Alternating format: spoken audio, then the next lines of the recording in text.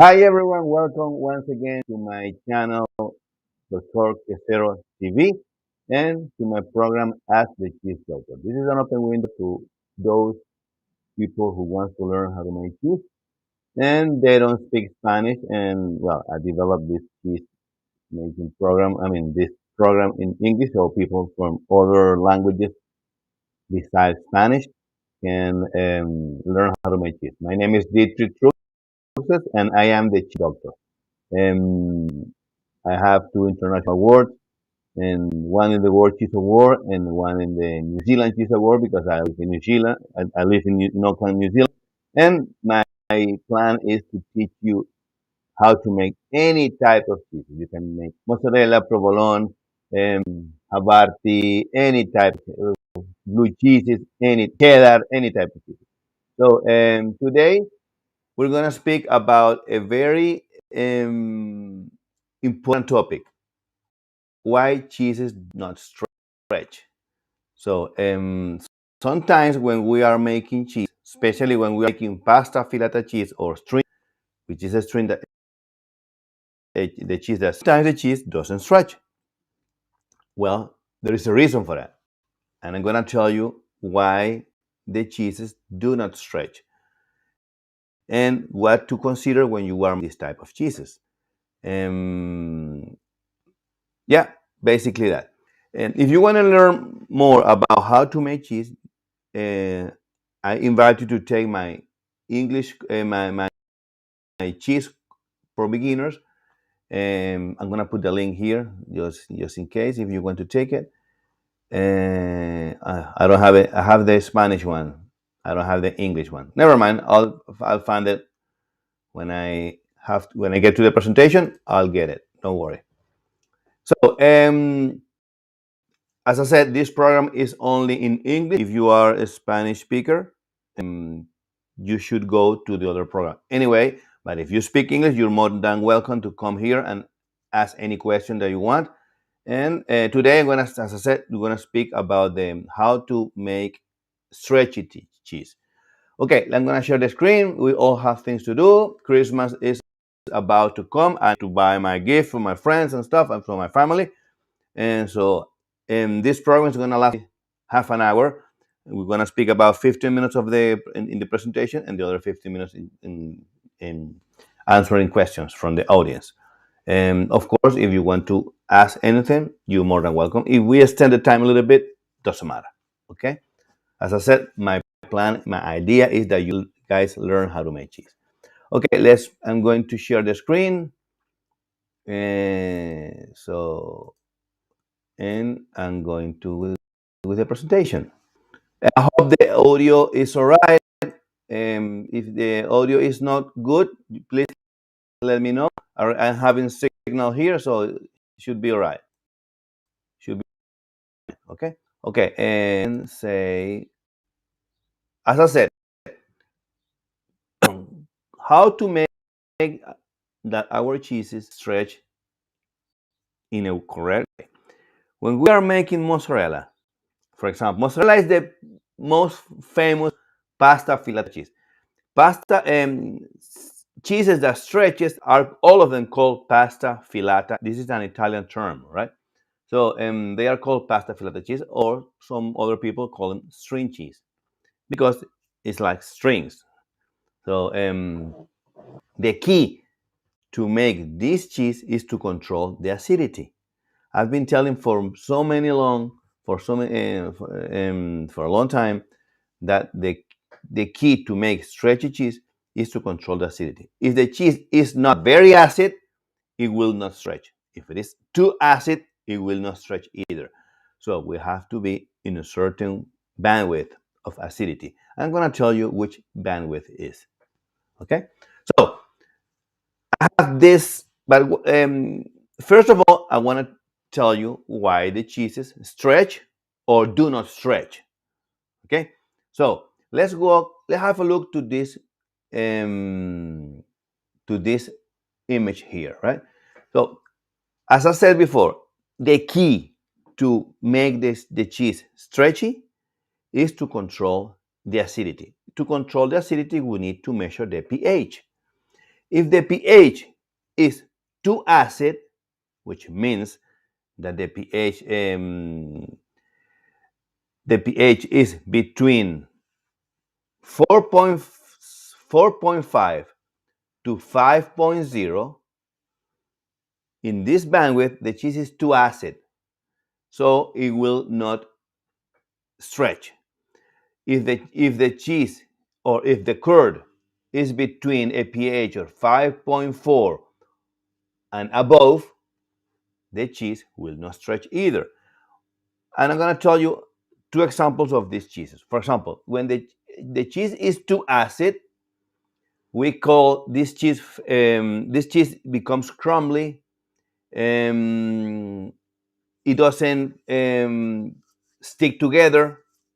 When you put it to the press, it was crumbly. It tends to not to hold together. Um, this type of cheese is like feta. Feta is a cheese from Greek that we use in salads. Very yum. It's very yum, but it doesn't coagulate each other, and the core doesn't coagulate, doesn't fusion each other. Um, this cheese is another type of cheese. Another example of this cheese is the queso costeño from Colombia. It doesn't stick together either. Okay, when you put it into the press, it just get crumbly and it can break. It's very fragile, and it breaks pretty easy. The other way around is when the cheese is practically no acid. It has no acidity. When the cheese is fresh, it has a lot. But I'm gonna speak about the calcium later on. When the cheese is fresh, okay, it doesn't stretch either. One cheese of this kind is the halloumi cheese. Halloumi, all the fresh cheeses from South America, all the fresh ones are like this one. You put into the pan and they don't melt. Okay, there is a reason for that, and I'm gonna tell you later on in the next image, in the next screen. Okay, not in the next screen, in the next image, because we have only one screen today. So this is the part. This halloumi cheese. Halloumi cheese is one cheese that, they don't melt. You put into the pan, or you put into the barbecue, into the grill, and they don't match. They don't melt. They get soft, but they don't melt. Okay, and you can know that the cheese is fresh because you have this black. The cheese get burned on the surface, but it doesn't melt. Now, in the middle, we have all the stretchy ones. If we are in this bandwidth between 5.1 and 5.3, all these cheeses will melt. Okay, and the reason for that is because of the level of calcium. When the cheese is fresh, it has a lot of calcium. So that's the reason. And when the cheese is very acid, it has no calcium. So when the cheese has a lot of calcium, it won't melt. And when it has a very small amount of calcium, it won't melt. It won't melt either. So we need to have a certain level of acidity and a certain level of calcium, okay, to allow the cheese to stretch. That's the main reason for that. Okay, what happened? Let's go to this screen image here. When the cheese is fresh, okay, the orange spot is the calcium. The blue lines, this is the protein. Okay, this is the protein of the curd, and the glue that stick the protein molecules is the calcium.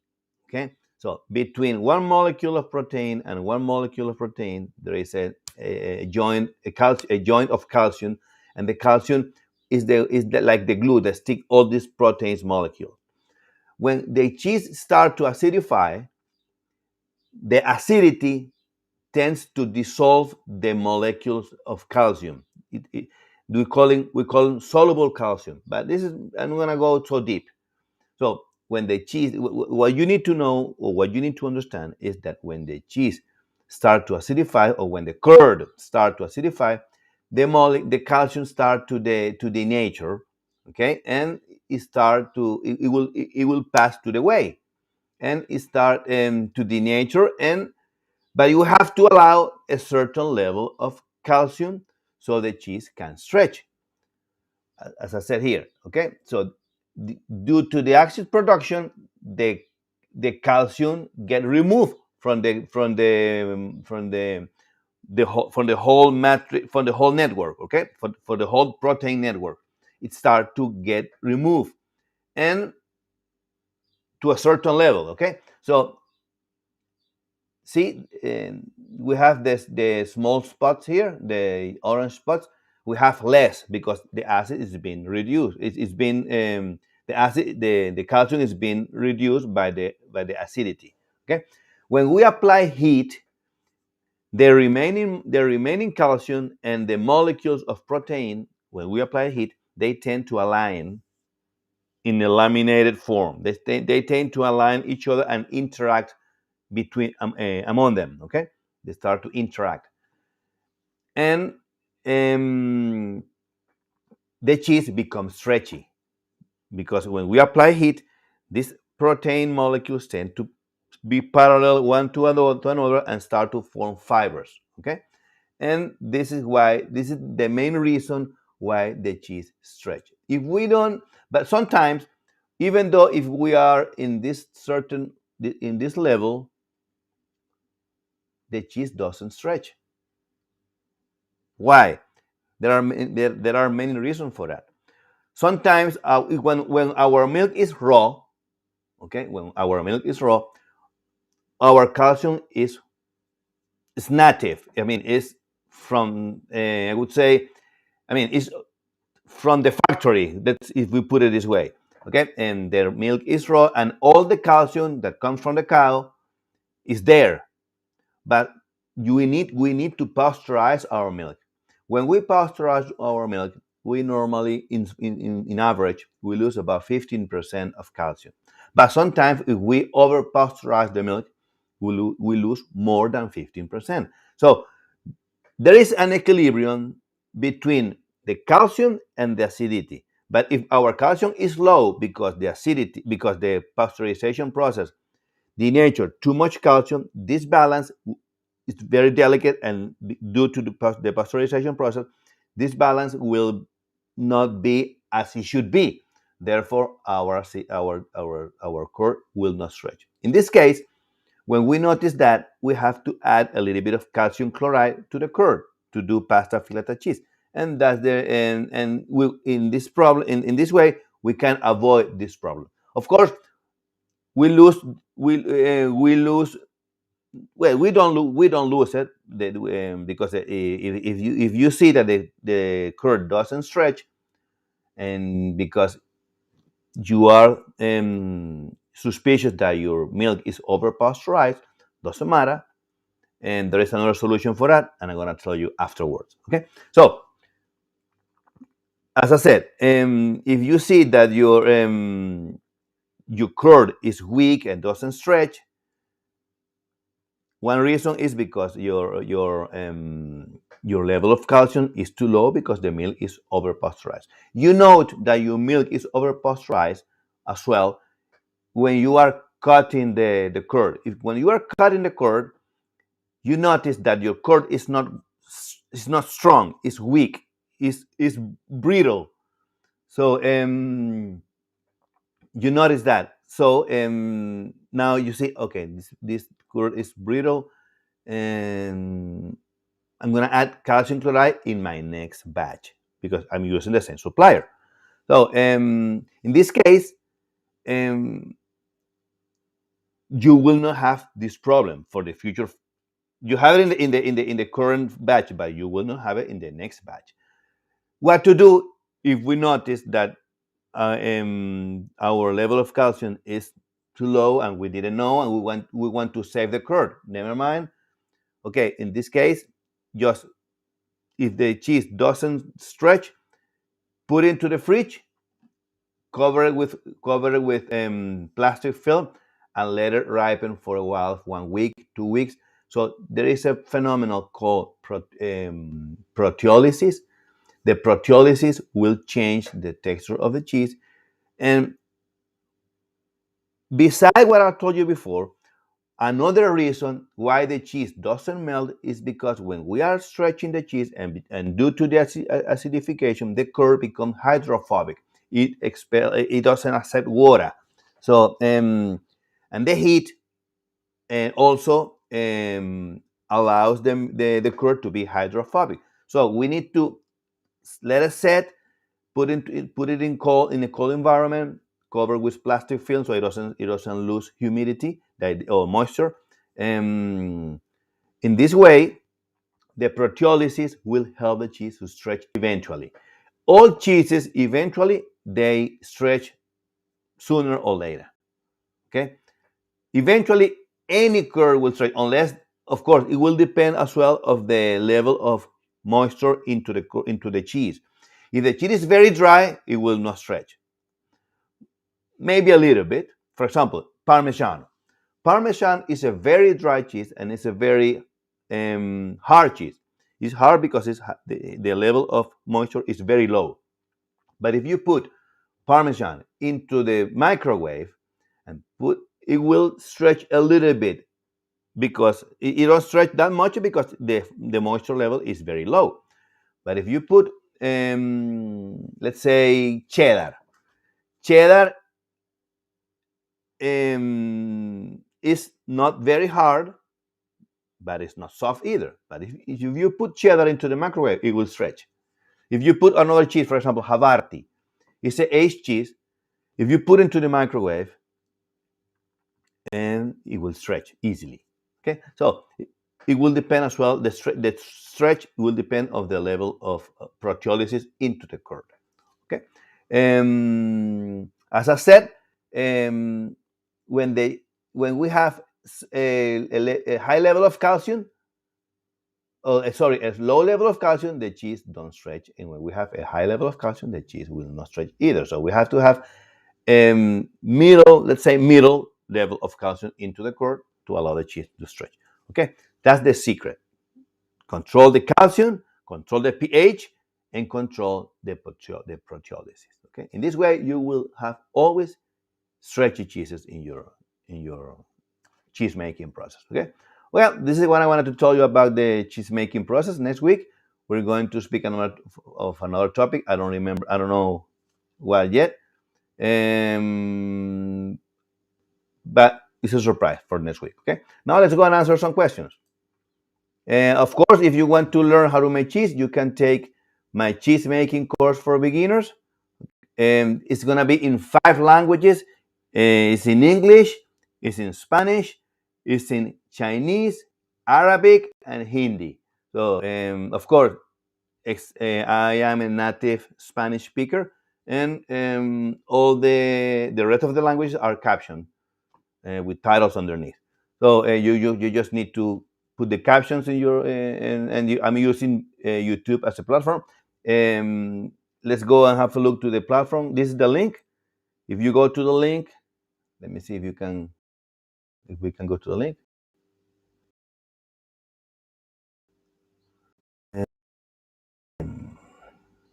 Anyway, here, if you want to have it,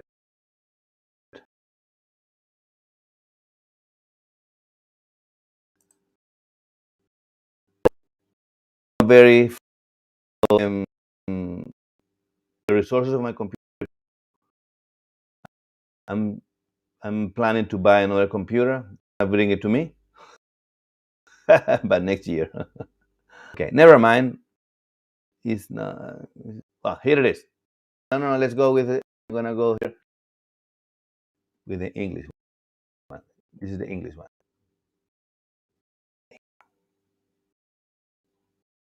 Okay. Let me put it.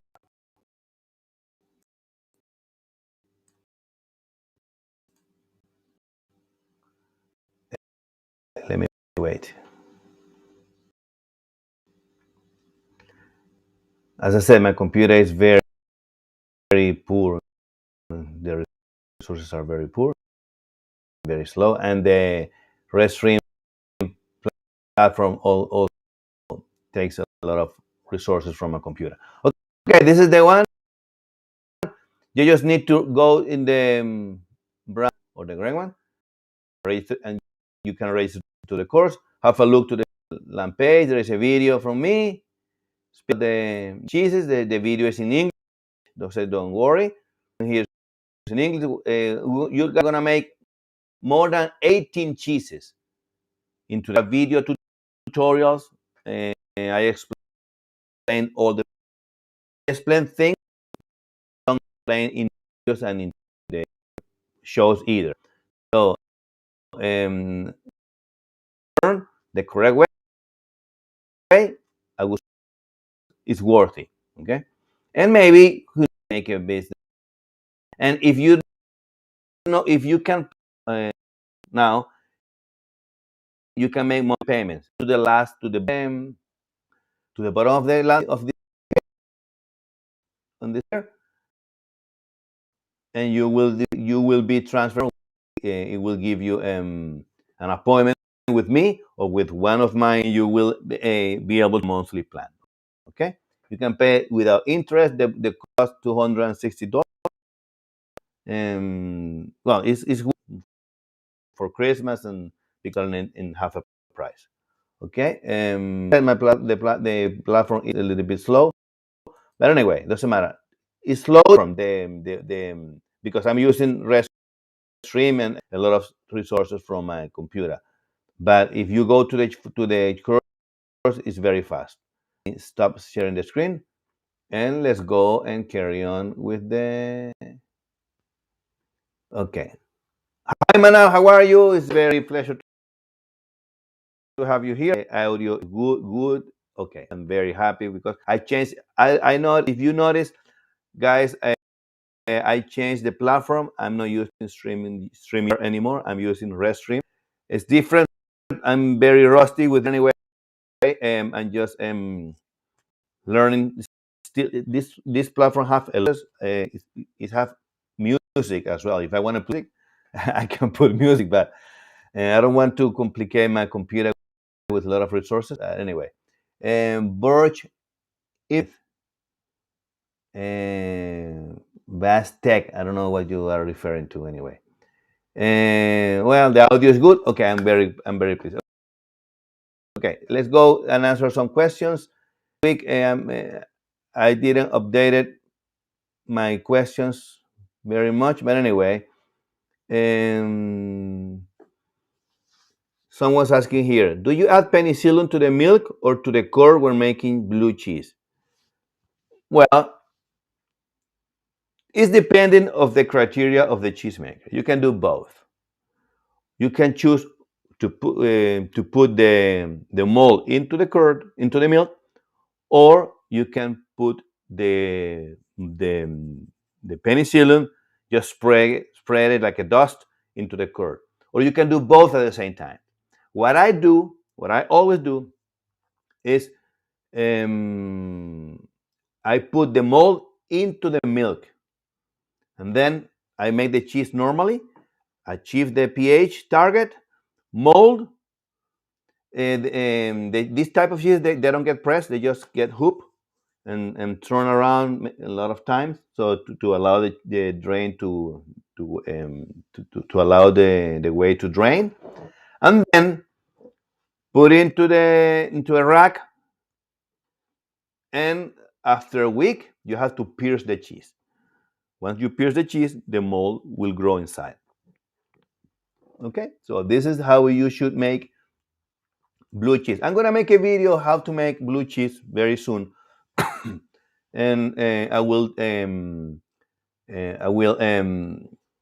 teach you how I do it. Okay, but to speed the process, if you want, you can grab a bottle with the mold inside, water and the mold, and sprinkle it. When the cheese is made, you just sprinkle the cheese on the outside, and the mold will grow on the outside as well. And you will speed the process. And once the cheese is covered with mold, you need to pierce it. Piercing is a compulsory step in the blue mold and the blue cheese making process. You have to pierce the cheese because you have to. And when you pierce the cheese, it's not only pierce it. No, you have to pass it through, so the air can get into the cheese, and therefore the mold will grow inside. The mold is very aggressive. If you guys don't pierce the cheese, okay, the mold will attack the crust on the outside to the inside and will liquefy it. Literally, it will liquefy the curd. That's the reason you need to pierce the cheese to allow the mold to come inside, and it will start liquefying the cheese side as well. Process is gonna be faster. To ripen this type of cheeses is maybe 2 months, no more than that, 2 or 3. And of course, the blue mold will give a lot of flavor to the cheese.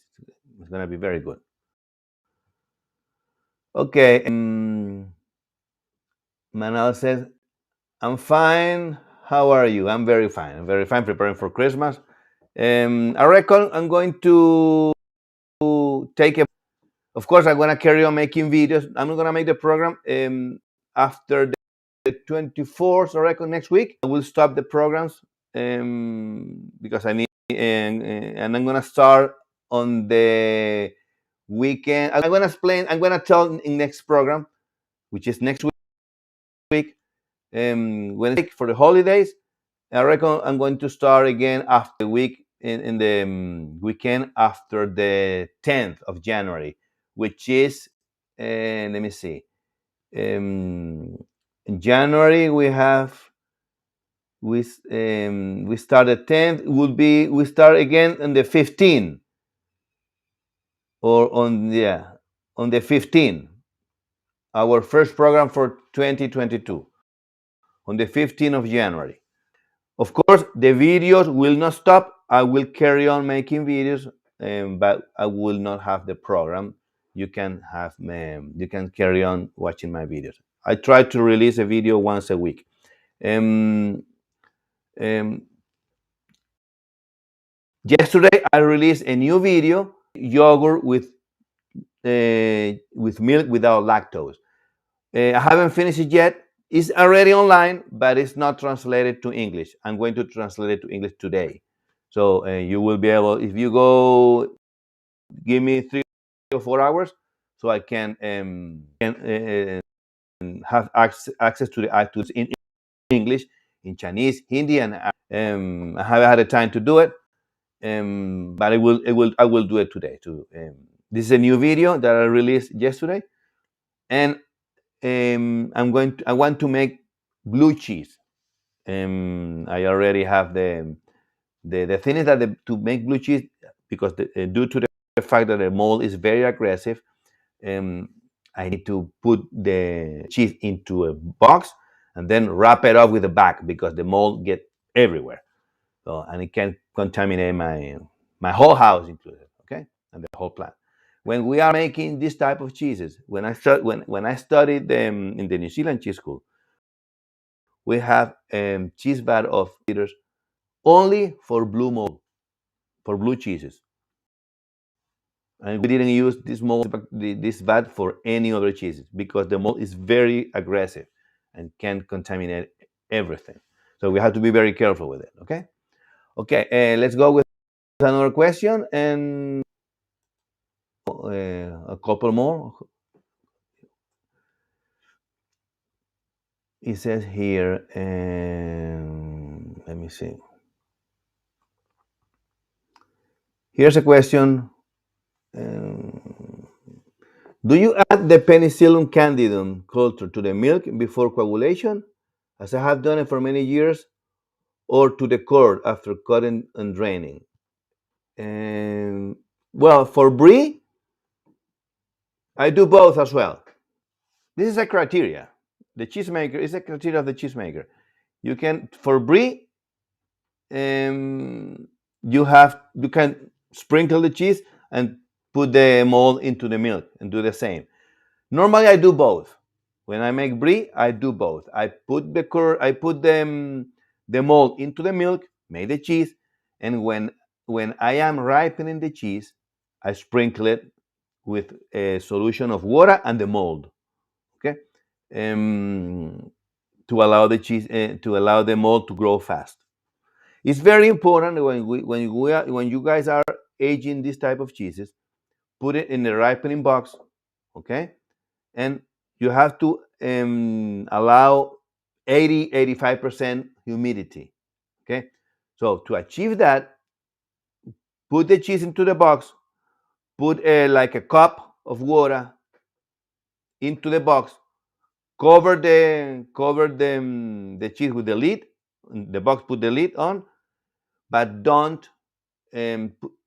don't seal it hermetically. Just put the lid on the top to keep the moisture, and the cup, because I have water, it will allow a wet environment, and it will be more or less 85%. If you want to achieve 90%, which is not good for brie. Brie is 85. But anyway, if you want to have 90%, instead of putting a cup, put a plate. Okay, of course you will need a bigger box, but this is how you achieve more or less 90% humidity or moisture. And to double check that, I would suggest buy an hygrometer, put into your ripening box or into your fridge, depending what you choose. Okay. Here